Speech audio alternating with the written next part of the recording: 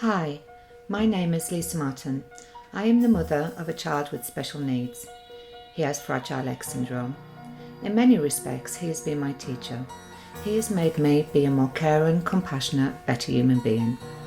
What we have learned together on our journey, I have realised the difficulties and challenges that parents of special needs children face are wide and varied. During my years of facilitating courses for parents and professionals, I have met some wonderful people who have shared with me their stories of great joy and sadness, who have experienced the good, the bad and the ugly of all aspects of life bringing up their special children. I am passionate about empowering parents who are dedicated in helping their children with additional needs. You're invited to my podcast. I will be talking about all things in our special world of disability and additional needs. I will be interviewing other parents of children with special needs, as well as professionals and people in the community who are offering services that help. Sometimes these podcasts might touch an emotional nerve and upset you. Other times they might fill you with joy and empower you. I don't mean to make you angry or upset, but we need to get a wider audience listening and talking about disability. Only when this happens, I believe disability won't be feared as it is today.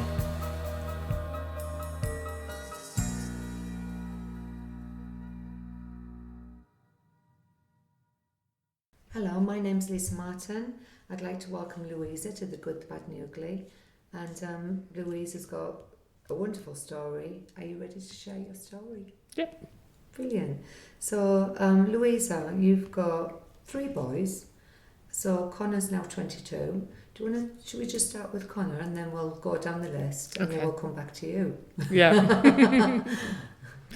So Connor, he was diagnosed when he was around 4 or 5. I'd had no knowledge really of autism or Asperger's prior to that. I was very young when I had him. I was 19 when he was born. Everything seemed to be normal to me.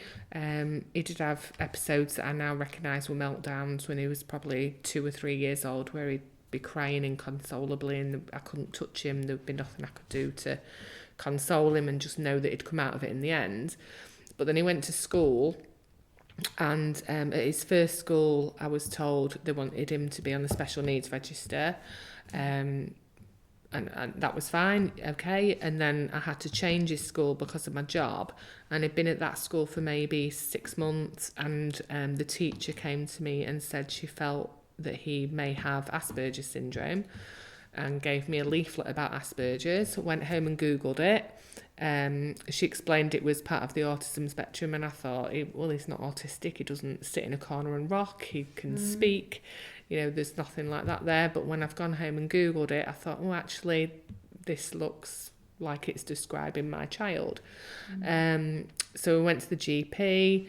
It was a really straightforward process getting him diagnosed. He was sent to see a paediatrician who told me on that day, yes, he felt he had Asperger syndrome. That's amazing. So you got the diagnosis there and then, straight on away. the same day. Yeah. And that is unheard of in Yes. this day and age. But Yes. we're going to get to that. Yeah, it's unheard of in my other children as well. So he ended up getting a statement of special educational needs, had the right support in place at school, and everything kind of went really well for a while with him with that. Yeah. So what else has he got diagnosed with? He has... He's a complex character, isn't he? He is. He's highly intelligent. He's got a brain the size of a small planet, but he can't tie his shoelaces or cross a road or really manage day-to-day life. So he's got Asperger syndrome. He's got ADHD, which was actually more of a challenge than the Asperger's to me. He has depression and anxiety. He has sensory processing disorder and dyslexia and dyspraxia. And you made me laugh type 1 earlier. diabetes. Yeah. Oh, and type 1 Type 1 diabetes as well. And you made me laugh earlier because what did you say? He's like the diagnosis collector. That's what we call him. He is the diagnosis collector. Yeah, bless him. It's like Denzel Washington, but not the bone collector. Yeah. Oh, bless him. So, but everything seemed to it was one step and the other and the other. And he got a lot of support, didn't he? He got a statement and all of that. And how things have changed. Yes. So So what came next? It's Cameron. He's now 20. Yeah, Cameron, his younger brother, is 18 months younger than Connor. And when we were going through all the healthcare kind of side of things with Connor, we had lots of health visitors involved and things like that. And people would come to the house and see Cameron and be like, oh, we don't need to worry about this one. He's fine. He's speaking in full sentences. He's crawling. He's walking. He's hitting his milestones. But what we didn't realise at that time was his speech, it was all echolalia. And what I noticed at one point was he could actually speak Spanish better than he could speak English. Oh, wow. From watching Dora the Explorer. Right, okay. And now his free speech, he has a Yorkshire accent, but there's very limited free speech. Most of his speech is echolalia, and that's all an American accent, because he basically learnt to speak through Nickelodeon. Yeah. So, yeah, he was about 3 when I started to think, actually, I think there's something going on with Cameron as well.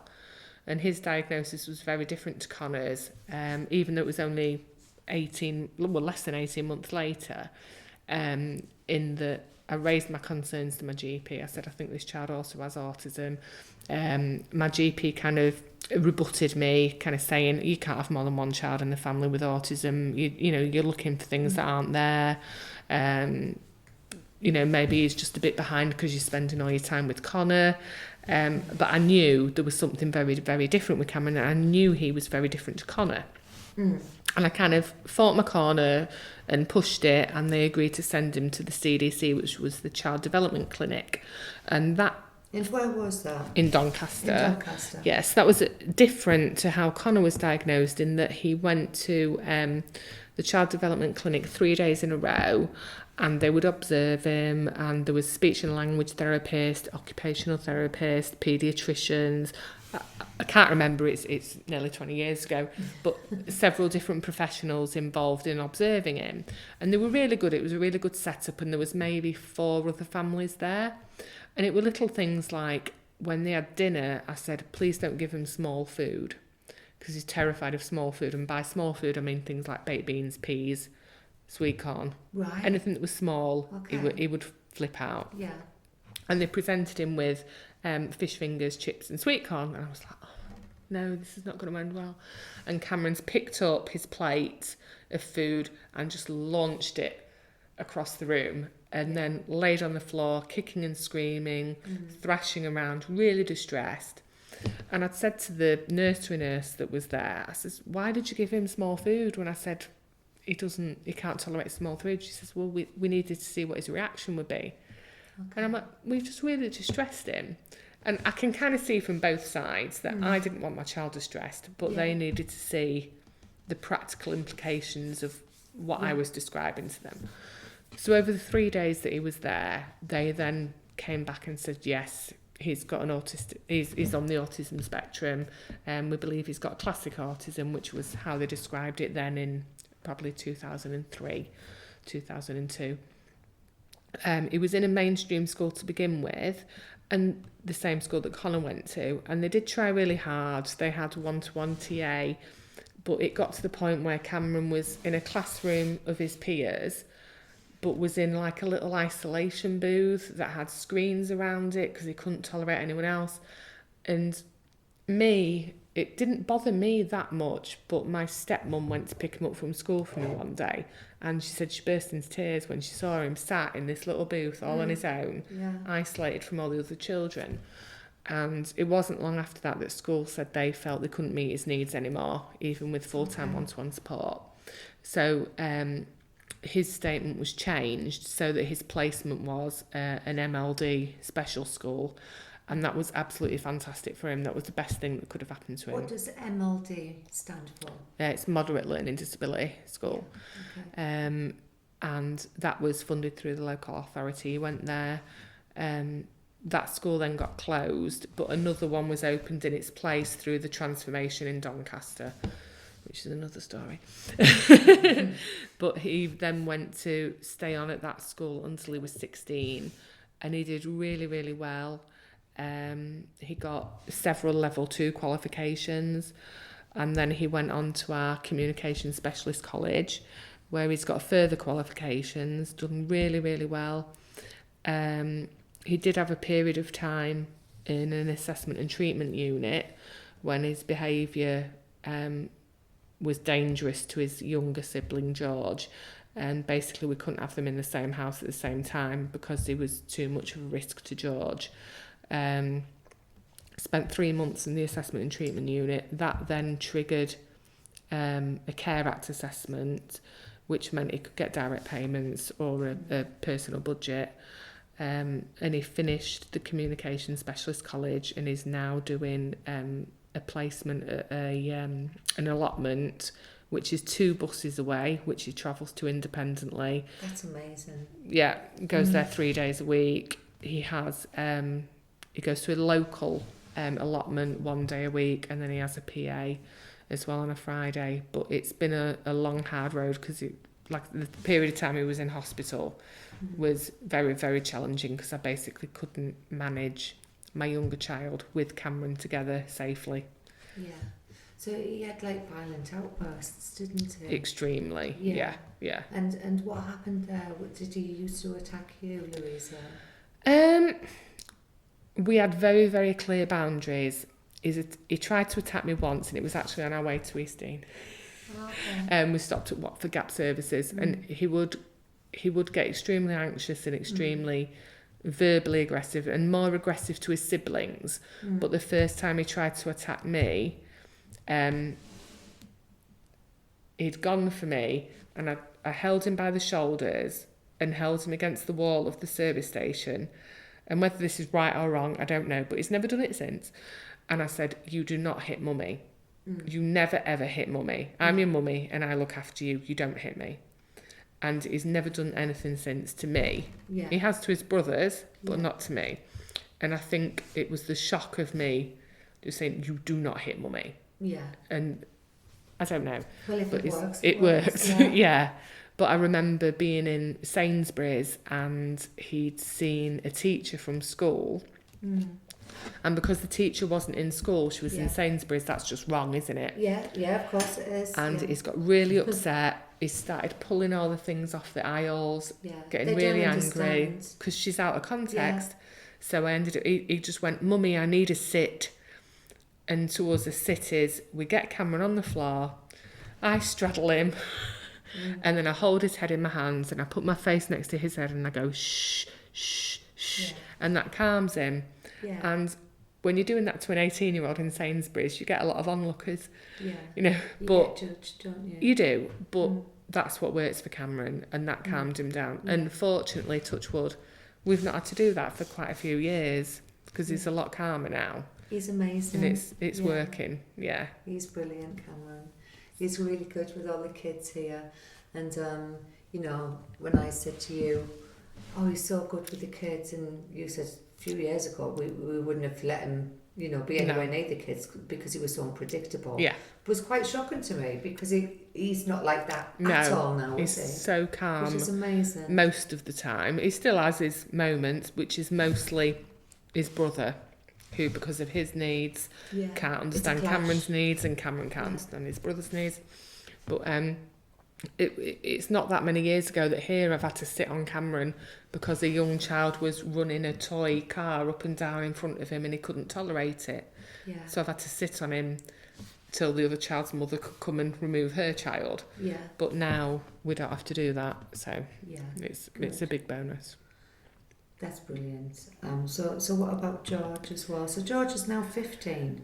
So as we can see already from how you got the diagnosis for Connor all them years ago, only 2 years after it changed a lot already. Yeah. So tell us about how George got his diagnosis. Yeah. It must have been very different again, was it? Yes. George has got a different father to Connor and Cameron. And when Connor and Cameron were diagnosed, we kind of realised that the dad was on the spectrum as well. Okay. And I we'd split up at that time, but we were still very close, and I supported the dad through his diagnosis, and I thought, well, that's why Connor and Cameron have got autism, because the dad's got autism. And then a few years down the line, I have a new partner, we have a baby, And from George being less than 6 weeks old, I knew he was autistic. Oh, wow. I just knew. Yeah. And he's the least, on paper, affected by all of them. Okay. He didn't smile. I struggled to breastfeed. He didn't want to be held. I remember taking him for a photo shoot when he was about 7 weeks old, and the photographer saying, "Oh, we'll be able to get a smile out of this baby. He's 7 weeks old," and nothing. And didn't you have to feed him like from a distance with a bottle because you couldn't? Oh, that was Connor. That was Connor. Yeah, okay. yeah. But yeah, I knew straight away that he was on the spectrum as well. And at this point, I'm thinking, well, I can't blame this all on Zach, because he wasn't involved in this one. And I'd started working. I'd given up work through maternity leave when I got pregnant with George, and I'd started working with the local autism community about setting up a charity for younger children with autism. And me and my friend Jill, we set up a charity called Little Rainbows, and it was kind of through that I engaged with lots more families who had children on the spectrum, and I could kind of see that George, although very different to Connor and Cameron, there was definitely something there. And I remember being at a conference we'd established. I think it was the first World Autism Day. I'd arranged a conference with a couple of speakers and things like that, and it was really fantastic. And this woman who was a speaker came up to me, Connor and Cameron's dad, and a friend who was also on the spectrum, and says, "Oh, is this the Aspie table?" And I was going like, "Yeah, except me." And she went, "What do you mean except you?" And I was like, "Well, I've not got Asperger's, have I?" And she went, "Oh, are you not going for a diagnosis?" And I went, "Really?" She was forward. Yeah, she was really good. I says, "What do you mean? I've not got Asperger's." And she went, oh, no, of course, no, you don't. And I went, even being an Aspie, I picked up on that. Yeah. And I was like, "What do you mean?" And she went, "I think you've got Asperger's." Okay. And I says, "Why?" And she said, "I don't know, but there's something there." And I said, "Well, how did that make you feel when she said that?" I don't know. I don't think I really felt anything. A bit like, oh, maybe I do, maybe I don't. Yeah. Because, us Aspies don't really think about stuff like that. Yeah. And I said, well, if I wanted a diagnosis, if I wanted to find out, how would I go about it? And she says, right, go to your GP, you say you want a referral to the Sheffield Autism Pathways, blah, blah, blah, blah, blah, blah, blah. And I did that. And it was really straightforward because I knew what to tell my GP. Because after I'd spoken to her, I thought, oh. And looking back at my own childhood, right, and the behaviours I'd displayed as a child and the way I'd reacted to significant life events that other people may have reacted in different ways that had actually worried me about, for example, my mother dying. I'd had a phone call, this was before mobile phones, I'd had a phone call from college on the landline at home saying, your dad's trying to get in touch with you. I'm thinking, shit, I'm twagging off college. I'm here watching Terminator at home. I'm supposed to be at college and my dad's trying to get hold of me. You've been rumbled. Yeah, so I've rung the hospital and I was like, oh, it's Louisa. And they was like, oh, I'll get your dad. And I says, why? What's wrong? Oh, no, it's all right. I'll get your dad. I says, well, what's going on? Why do you need to get my dad? Just tell me what's happening. No, you really need to talk to your dad. And I just went, she's dead, isn't she? Oh, and wow. And they said, I need you to talk to your dad. I was like, oh, all right. Pause the video. Yeah. And then the window cleaners come to the back door and said, oh, that's £5 or whatever. And I goes, hang on a minute, I'm just trying to work out if my mum's dead or not. And he's kind of gone, oh, yeah, okay, I'll come back tomorrow. I'm like, yeah, all right, yeah, see you later. And my dad's come on the phone and I says, what's going on? They won't tell me anything. And he goes, oh, your mum's dead. I goes, all right, do you need me to come to hospital? And he says, well, she's dead. Do you want to come? I goes, well, I don't really need to, do I? And he says, well, yeah, not really, not if you don't want to. And I goes, all right, I'll go get Selena from school and let her know.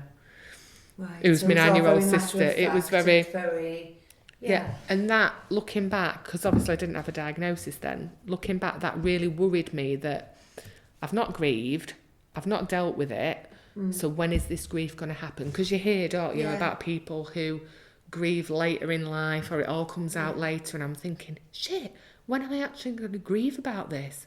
But when I got my diagnosis, I was like, that's why. And you had a great relationship with your mum. Oh God, yeah, we were so close, close. But it's just the SB way. If she's dead, she's dead. I can't change it, can I? Yeah. Me crying about it's not going to make her come back, is it? So what's the point of wasting salt water?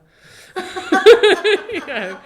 So that were kind of one of the things that I was like, oh, that's really relieved me that I've got this diagnosis, because now I can stop worrying about when this grief, this neurotypical grief, is going to emerge, because maybe it won't. Was that giving you anxiety as well, like worrying about when it's going to hit? Maybe a little bit. I mean, it was just always in the back of my mind that my mother died. That was a traumatic event, and I should be upset about it. Yeah. And I'm not. Okay. So, I mean, I am upset. You know, I miss her and blah, blah, blah. But I didn't have this classic grieving of crying and all that. And that worried me that it would come out at some point. But then when I got my diagnosis, I was like, okay, I can kind of put that to one side. Yeah. And how long did it take you to get your diagnosis? Not long at all. I'd say a matter of 6 months. Okay. I went to the Sheffield Hallam University Autism Centre, which is headed by Digby Tantum, who's amazing. I had the Spanish Inquisition for 2 hours, and I can't describe it as anything else. And I swear they do it on purpose to draw out your aspiness. Yeah. It was literally, you're interrogated, and then they tell you, wait in the waiting room for half an hour, we'll have a discussion, we'll call you back in. It was 45 minutes to an hour. That is not half an hour. And that was so stressful, the fact that they said there'd be half an hour, and it was 45 minutes to an hour before they called me back in, and I was stressing and they called me back in and said, yes, because there were 2 of them, yes, we believe that you fit the criteria for a diagnosis of Asperger's syndrome. At which point I burst into tears. Yeah. And they said, so they told you there and then? There and then, same day. Okay. Yeah. Burst into tears, and they were like, oh, sorry, are you really upset about this? I'm like, no, I'm relieved, because at least if I've got Asperger's syndrome, I'm not mental, because there's something not right, and I want to know what it is. And if it's Asperger's, I can deal with that, because I've been dealing with that with my kids. Yeah. So, thank you very much. So when you were growing up, did you ever feel different or anything? Or I suppose you were none the wiser, because when you're a kid, you just think everyone's like you, don't you? No, I did feel different. Did you? And what I've noticed about a lot of my friends who are also on the spectrum, because we can smell our own, we gravitate to each other. That's funny, isn't it? Oh, no, it's true. Yeah. A lot of us were goths, you know, it was the 90s and you know, the goth thing. And it's like, you make yourself different because you know you're already different. Okay. But at least if you make yourself different with your appearance, like your tattoos and your piercings and your funky clothes, that's why someone's staring at you. That's why someone's looking at you. It's not because you're awkward. It's not because you can't manage a social situation. It's because you're a goth. Right. And that a lot of people on the spectrum are into alternative subcultures. Yeah, it's a complete disguise. But my mum told me, we lived, because I went to Catholic school, which was quite far away from my local community, and it was a school bus, and we lived in a little village, and apparently on my first day of school when I was 4, my mum had said, do you want me to come on the school bus with you? And I said, don't be so silly, mummy, this is a bus for children, not parents. Yeah. And apparently I've marched up, after getting off the bus, I've marched up to reception and said, my name's Louisa Briley, I've come here to learn to read and write, can you direct me to the nursery, please? Wow. And further on from that, if you want more of my silly anecdotes, I've got a real thing about my name. My name's Louisa, and people call me Louise. And that's not my name, so I don't respond to it. And my surname at that time was Briley, which was also a bit of a mouthful, and the way it was spelled, it could be incorrectly perceived as Braley. So on my first day of school, they've called the register out, and they've said, has anybody's name not been called out? And I put my hand up because my name hadn't been called out. And they said, oh, what's your name? I said, it's Louisa Briley. And they said, we've called you. I said, no, you haven't called me. This is a 4-year-old me. Yeah. No, we haven't called you. Oh, yes, we have. Here, Louise Braley. I said, that's not me. Yeah. It's not my name. Yeah. It's not me. So. Oh, so interesting. So, do you think, because there's lots of research being done about girls with autism, Asperger's, and they've been going under the radar for years, haven't they? Because there wasn't a lot of research done, and girls are really good at masking and faking it. Yeah. So how do you feel about that? Do you think you went through life doing a bit of that? Oh, God, as well? It's a complete act. Yeah. Because there was a book that they recommended when I got diagnosed called Pretending to be Normal, which I've not read. I bought it, but I haven't read it. But they say boys are little professors and girls are little actresses. And I can really, really kind of resonate with that, because my mum loved Coronation Street. And I used to watch Coronation Street with my mum. And you would see, obviously it's dramatised to be exciting TV. I didn't realise that. I thought that was how people behaved. And if a situation occurred and there was a similar situation had occurred in Coronation Street, I would react in the way I'd seen that character react. Okay. Which meant in my teenage years, I was so volatile, so aggressive, so vocal, because say if somebody had upset somebody in Coronation Street, they'd have a very over-the-top reaction to it, because that's for the drama, for TV. Yeah. But I thought that was how people reacted normally. So you were learning your social etiquette? Yeah, from TV. From TV? Yeah. That's so interesting. Yeah. Wow, I bet loads of people do that. I got in a lot of trouble. In fact, I think Iggy does that as well. He like, for all TV, there's some, depending on what he's watching, can be viewed as being bad. Yeah. But I also think if he's watching the correct programmes, he learns a lot of his social etiquette from that. Yeah. And if it's good TV, like good, that's good that he's learning stuff. I was basically Tracy Barlow as a teenager. Oh, Louisa, that's brilliant. You have got a brilliant sense of humour. Do you think that's part of the Asperger's? I don't know. Maybe. Yeah. Is there anything else you want to add about, your little funny ways and, what makes you you? My most current relationship, I am with somebody who is apparently neurologically typical, but I do question that a little bit. But he's my first on paper neurotypical relationship, and he tells me he loves me constantly, and he wants cuddles constantly, and he'll go, "I love you, my darling." I'll be like, "I've not forgot." Where's the romance is dead? You told me yesterday. I remember. Just update me when the situation changes. I think that's the thing I find hardest, is like neurologically typical people repeat the same things over and over again. Yeah. Like, "I love you." Yeah, I know. But for him, your reaction might make him feel a little bit insecure, because for him, he wants confirmation that you love him back. And obviously you're not saying that. I told him I loved him in 2018. I've not changed my mind. I'd have let him know. If I'd changed my mind, I'd tell you I don't love you anymore. Sorry, love. Yeah. So really, for him, that's a good thing. That's a good thing. I've not updated him with any changes to the terms and conditions. Yeah. That's really interesting. Really, really interesting. So then, that was in between Cameron getting diagnosed. Yeah. And then George's diagnosis came along then, didn't it? So tell me a little bit about George, actually. That was a bit trickier, because like I said, when he was about six weeks old, I just knew. And the doctors were thinking I was just looking for things that weren't there. I was seeking, this is the best phrase I got, I was seeking the attention that came from having a child with a disability. Ah. Yeah. So isn't that Munchausen by proxy? Yeah. So is that what they were kind of... Yeah, they were thinking I was seeking attention. I want another disabled child. Well, when you've already got 2, you don't need a third. Yeah, because you are the expert by then. Yeah. Yeah.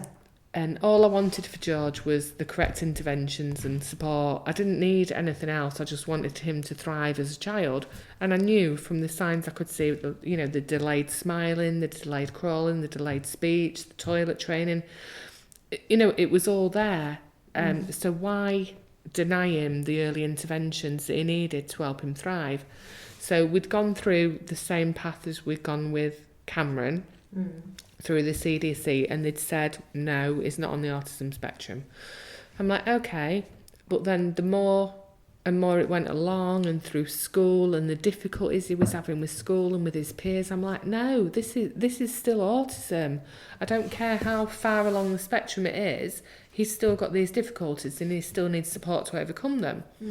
And there were different things with George, because George's autism profile is PDA. Did he get a diagnosis of that as well? No, but it's blatantly obvious. You know, it were little things like we'd go on a family trip together, we'd get out the car, George would have to be the first person to touch the door handle of the front door. If anyone else touched the door handle before him, we'd all have to get back in the car and repeat the process again, because it was just that level of control he had to have over every single situation to the minute detail, which is completely draining.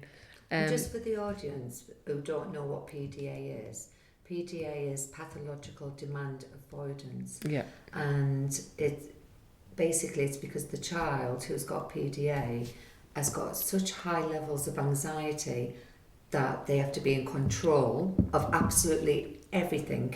Yeah, on a to the daily minute basis. detail. Yeah. Because by them being in control of everything, they're basically self-regulating their anxiety, aren't they? Yeah, absolutely. So little things like George would have to touch the door handle first. George would have to be the first one to have his dinner served to him, and it would have to be served in a certain way. He'd have to have a certain knife and fork. If I asked him to do anything, like if I'd say, George, can you go to the toilet? He would then just wet himself. Everything would have to be on his terms, and it was like learning a whole new kind of parenting. And it's very controlling for you as well, isn't it? So it's kind of feeling a bit like a prisoner in your own home. Oh, gotcha. Yeah. It's like going out with a it's like being in a toxic relationship. It is. Yeah. Absolutely. And it's completely different to normal bunny rabbit ears autism. So what works for your regular autism just doesn't work for PDA.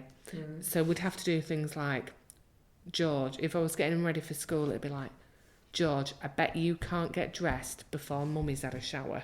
Bet Mum's going to win. Mum's going to win, hands down. You are never going to be able to get dressed before I've had a shower. 100% he's going to be dressed before I've had a shower, because it's a challenge to him. Yeah. And that's basically how we lived our life. And how we still live our life. It's about being creative in the way you talk to them, isn't it? Yes. And because we're human beings, we have good days where we can do that. And we've got emotions. Yeah. And then some days, when we're having a bad day, we just forget. Oh, yeah. You just go, for fuck's sake, George, get dressed. Yeah. And then that makes it look worse. Which makes it worse. And then, But he went through the normal CDC and they said, no, he doesn't have autism.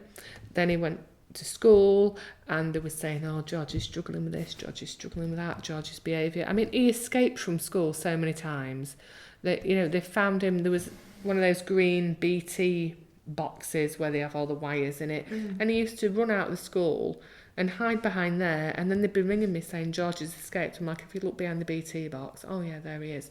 You know, he was just avoiding every single demand on him. Yeah. And I was like, this is not neurotypical behaviour. So I paid for him to go to a private place in somewhere down south. I think it was Bournemouth or somewhere. It was awful. And they did a 2-day assessment, and they couldn't give a clinical diagnosis of anything, but they could say, this is what George is struggling in, and these are the strategies we think could help. Okay. Because they weren't... Was it Bibic? Yes, it was. In Somerset? Yes. Oh, that's it. Is that near Bournemouth? No. It's that way. No, it's down south. It's not Yorkshire. It isn't... Yes. But yeah, it was Bibic. Bibic. Near Somerset. Yeah, Devon, I think. Down that way. It took us ages to get But yeah, we went there and did a 2-day assessment on him, and they gave us a profile of what needed, what he kind of needed to self-regulate. And when we started using that, it really, really worked. And then I was like, this isn't enough, because that's not enough weight for school to give him a statement of, as it was becoming an EHCP. So I went back to my GP again, and they said, well, you've gone through Doncaster CCG's diagnostic criteria, and we've not got anywhere. I said, yeah, but there's still something. There's still something going on. He's not managing at school. He's not managing at home. He really couldn't manage his brother's behaviours. And they finally agreed to send me to Sheffield, which is where I got my diagnosis. But they sent us to the children's department, and he had a 1-day assessment where there was 2, I don't even remember what they were, probably speech and language and OT. Spent some time with George, playing with toys, discussing how he played, watching how he played, and they came back that day and said, yes, we agree that he's on the autistic spectrum. But that he was 9. He was 9. Yeah. So that early intervention wasn't Had gone. available, was it? Yeah. It So I missed the knew. boat on that. Yeah, I knew from him being 6 weeks Well, old. if they'd have listened to you from the beginning, strategies could have been put in place a lot sooner. Yeah, I mean, I understand he's not as severely affected by his autism as his older brothers. It's not as apparent, as in he can speak freely, he can express his wants and needs. And his intellectual He's ability. not got the intellectual disability, so it was highly masked. But, I mean, he's got Tourette's, which manifests in a cough. And he was on treatment for asthma for months, because they thought it was asthma. So he was on steroids, he was on Ventolin, and then they realised that it wasn't asthma, which I'd been kind of saying it wasn't asthma. So then we had to wean him off the steroids, and it's Tourette's, this cough that he has. And fortunately, it's just a cough. Yeah, because it could be a hell of a lot worse, couldn't it? Yeah. Yeah, I've got a friend who's got a boy who's got Tourette's, and he says the most wonderful things. I've got a close friend Very who's got language. Tourette's, yeah. So bless him. So it sounds like you're on it, you're the expert, and sometimes the professionals are a bit slow on the uptake, aren't they? They can be. Yeah, and he's doing really well now, George, isn't he? He is, yeah. He's in mainstream school. We made the conscious decision not to send him to our local comprehensive, which is where his elder brother Connor went with one-to-one support and did well, but he had one-to-one support all the time. We knew that George wasn't going to get an EHCP or a statement to the same level as Connor got. Yeah. And my stepsons had gone to the local comprehensive, and it had not gone well. And they were neurologically typical. So we sent him to a local a village school, which is maybe 3 miles away from home. So it was a much smaller school, a third less of the children. All the teachers know every child. He wasn't a little fish in a big pond. Everybody knew him there, and it was very nurturing, and he's done really, really well. He doesn't think he's done well, but I think he's done really well. Yeah, you're very proud, and rightly Oh, so. yeah. Very right. Yeah, I mean, he's in Army Cadets now, and because he struggled with the friendship side of things, as a lot of our children do, and he struggled with friends at school, but when he went to Army Cadets, it was a whole new different group of people, and I was really lucky that the person who manages the Army Cadets in our local area, she was actually my employee through work. So she'd heard me talk about George, she understood about George's needs and things like that, and he's been there for 2 years now. He's got his 3-star, he's doing really, really well, and he wants to join the army, which I'm really hoping he can do. It's just hoping the diagnosis doesn't hamper that. Do you think it does? I don't know anything about this, but I don't know enough about it, but I'm hoping it doesn't, because a lot of my friends historically, before Asperger's was being diagnosed, I've got a lot of friends who've been in the army who've since been diagnosed with Asperger's, because it's a perfect place, because it's routine. Everything's routine. You do this, you do X, Y, Z at X, Y, Z time. This is how you perform this task, this is how you perform that task. There's no grey area. You know what's expected from you. You know what's expected, yeah.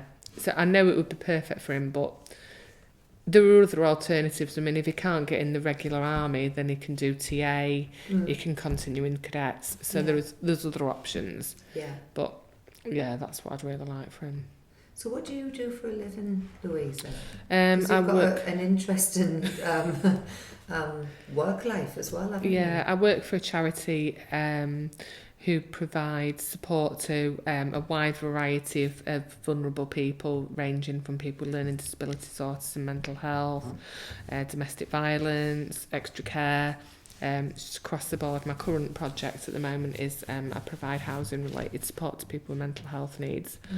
But I've previously managed supporting living services for people with autism and learning disabilities. Yeah.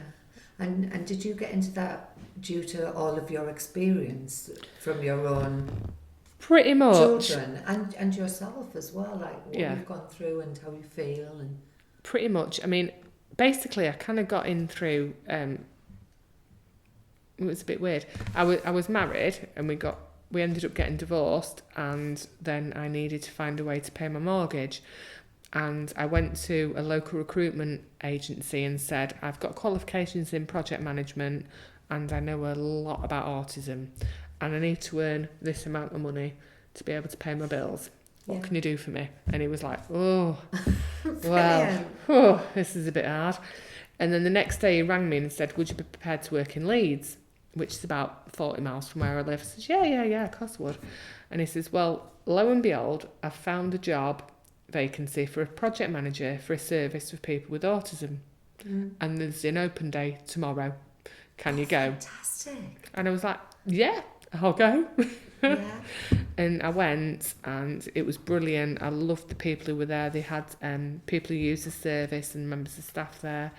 It was at the Queen's Hotel next to the station in Leeds. It was really fantastic. And I later found out when I was offered an interview that the person who interviewed me said, as soon as I walked in and was talking to the people who use the service, she says, I want her for that job. Oh, which really? Was fantastic. Yeah. And I've worked there for like 9 years now. Wow. So, yeah. And earlier on, we were talking about some of the situations that you've come across and how the police are sometimes called, and, you know, that our police are doing a great job and they've been cut massively. But sometimes you've felt that they haven't done the right thing. Yeah. Do you want to share some stories? Well, there was an example of a young gentleman with Asperger syndrome who was in his flat. He wouldn't let staff in to check on him, and our protocol is we needed to check on him at least twice a day, so we knew he was okay. Wouldn't let us in, and then the second time staff tried, he said that he'd got a knife, and obviously as an organisation, as a company, you've got a duty of care to your staff, you've got a duty of care to the people who live in the building. If somebody expresses that they've got a weapon, you've got to ring the police. There's no two ways about it. But I knew this young man very well, and he reminded me a lot of my eldest son. And I'd said through the door, look, so-and-so, you've told me you've got a knife, I'm going to have to ring the police. And he said, fine, fucking do it. Did he have PDA as well? No, he's Asperger's. Asperger's. Yeah. And so I'd had to ring the police. They've come, I've explained the situation, explained the gentleman's background. He's opened the door, and he's opened the door with a knife in his hand. And there's me and 3 police officers, and they're shouting, drop the knife, drop the knife, drop the knife. And he wouldn't drop the knife because he's being shouted at. And I'm trying to say to him, come on, so-and-so, drop the knife, you know, this isn't going to end well, you need to listen. And he wouldn't, for whatever reason. And he wasn't being threatening. He didn't appear highly distressed or anything like that. And then the next thing I know, the police have got the taser out. There's the red dot on his chest, and there's a policeman shoving me out the way. Fortunately, just before they tased him, he did drop the knife, so he didn't get tased. But it was so close. It was literally so close, and it would have been the worst thing that could happen to that young man, because he wasn't going to hurt anyone. He was expressing that he was extremely distressed, and this is the only way he could kind of express his distress to anybody else, because he couldn't do that verbally. I mean, he was verbal, but at that point in time, he was so upset and so distressed. And if they'd listened to me and kind of let me go in, but obviously they've got a duty of care to the public, so I can understand why they wouldn't let me in. But I could have gone in as a familiar face, as somebody he trusted, and de-escalated the situation in a much more effective way than him ending up being handcuffed and carted off to the Section 136 suite, which is what happened. Yeah. Oh, bless him. And then there was another incident you were talking about as well, about a lady who was saying she was suicidal. Yeah. She didn't have a disability, but she had mental health problems. Yeah, she had a mental health condition. She was expressing suicidal ideation. She'd been through an extremely traumatic situation. Basically, she'd been raped. The Crown Prosecution Service had taken a long time to bring the case to trial. It had then gone to trial, and 9 out of the 13 jurors found him guilty, but that was not enough for a majority to find him guilty of the crime, so he was found not guilty, which obviously caused this young woman to go into a massive tailspin, massive meltdown, extremely distressed. She'd done a runner from where she was living. We'd all been trying to ring her, trying to find out where she was. She answered the phone to me, told me a location. The police were on site at the time because obviously there was a concern for her welfare. She disclosed to me her location, and I said to the police I was more than happy to go and get her because I knew her extremely well. I was trained in how to manage her, I was trained in restraining, de-escalation, all that sort of thing. She'd expressly said she did not want any police present because all her trust in the police by this point had gone, understandably so. So I'd explained this to the police. I've driven to where she disclosed the location was. I'd found her in the middle of a field, walked towards her, and then we turned around and there was a police car there which had followed us. And I understand why they did it, because they were concerned that she may be volatile, may be a risk to me or members of the public, but we knew she wouldn't be. But the police have to make that balanced judgment decision, which, you know, you've got to respect. But because they were there, she ended up having a very extreme reaction, and she's been in hospital ever since, and that was 18 months ago. So she was sectioned? Yeah. Okay.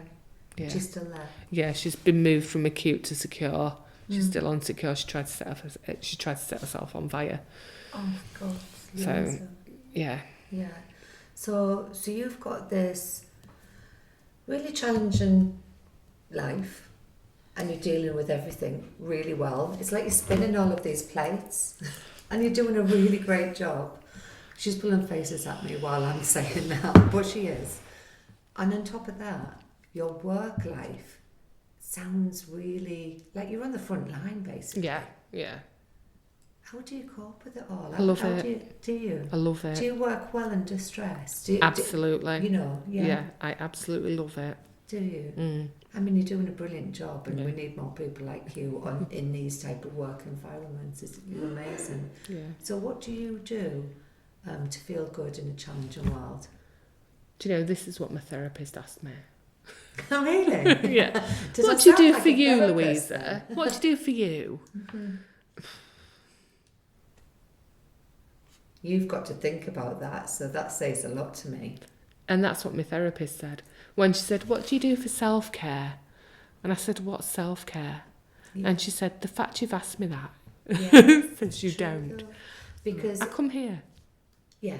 So we're at Easton at the moment in the Freedom Family Holidays, and that's where I've met quite a lot of amazing families, coping with a lot and just being absolutely brilliant. And you're one of them families, and it's a wonderful place.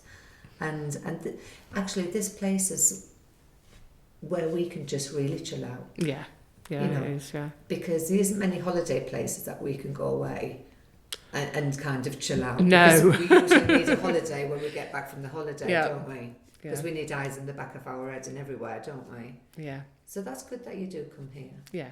Yeah. But you go to gigs as well, don't you? I do. Ah, see, there you go. Yeah, That's I do. self-care. It is, yeah. Yeah. Having a good stomp around and listening to really loud music. Absolutely.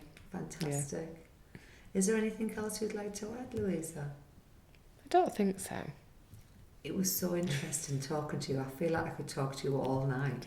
Well, it's 12 o'clock already. Is it? Yeah. It's way past my bedtime. But I could even stay here another 2 hours. It was so interesting. Thank you so much. You're welcome. Thank you. Thank you for taking the time to join me today. To find out more about what I do, visit www.specialworldtraining.com and follow us on our Facebook page, Special World Training, Instagram and LinkedIn. I believe knowledge is power and strength is in numbers. And if more people get involved in our special world, we can all make our world a better place. Join me next week for more amazing stories from the good, the bad and the ugly.